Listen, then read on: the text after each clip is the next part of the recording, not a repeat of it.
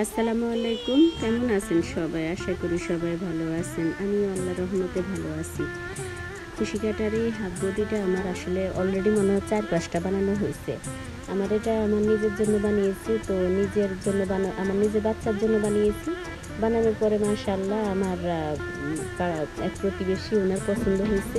তো ওনার জন্য বানালাম। তো এই করে মনে হয় হয়তো আমি ৩-৪টা বানানো হয়েছে। তো বানানোর পরে এখন তো মনে হয় ৫ নাম্বারটা অলরেডি কাজ শুরু করে দিছে।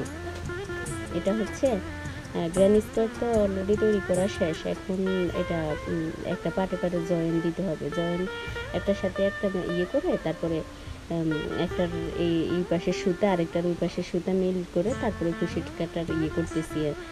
এভাবেই একটার সাথে একটা জয়েন দিব। জয়েন দেওয়ার পরে আমরা এটাকে